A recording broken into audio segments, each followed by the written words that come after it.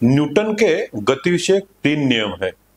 वैसे sir exact Newton के भौतिक शास्त्र या गणित में बहुत सारे नियम है, उसमें गति विषयक जो 3 नियम है उसमें पहला नियम ऐसा बोलता है कि जब वस्तु पे कोई भी असंतुलित बल कार्य नहीं करता है तो जो स्थिर वस्तु है वो स्थिर रहने की कोशिश करती है और जो गतिमान वस्तु है वो गतिमान रहने की कोशिश करती है। जो स्थिर रहती है उसको बोलते हैं law of inertia at rest, मतलब स्थिर होते समय वो जड़त्व का नियम।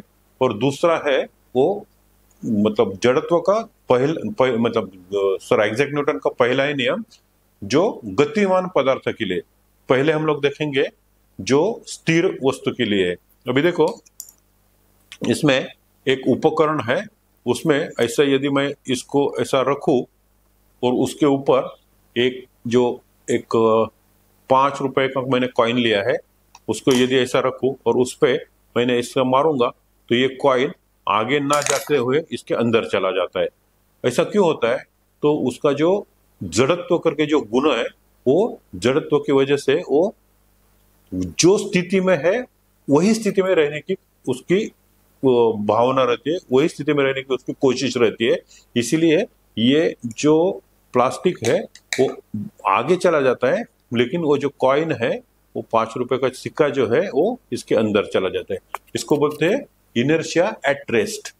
इधर जो है यदि आप देखेंगे इसमें क्या है, तो इसमें एक कंचा है। ये जो कंचा है यदि मैं इसको ऐसा घुमाऊं तो वो कंचा भी घूमता है।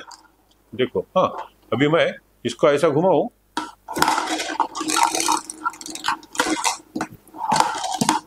अभी वो घूम रहा है। इसको ब्रेक लगाने का व्यवस्था की गई है। इसको मैं जब घूमता है तो उसी समय में उसको रोक सकता हूं। अभी देखो हम लोग क्या करेंगे, उसको अच्छी तरह से घुमाएंगे। जो घूम रहा है तो वो अभी देखो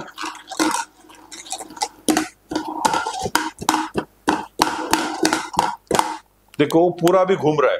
जैसे ही मैं उसको ब्रेक लगाऊंगा तो ये रुक जाएगा, लेकिन कंचा घूमते ही रहेगा। क्यों? तो वो जो गतिमान पदार्थ है वो गतिमान रहने की कोशिश करता है लेकिन बाद में रुकता है।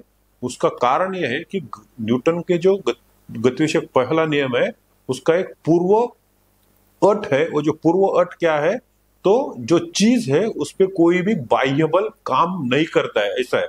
लेकिन इधर तो बाह्य बल है, इधर हवा है।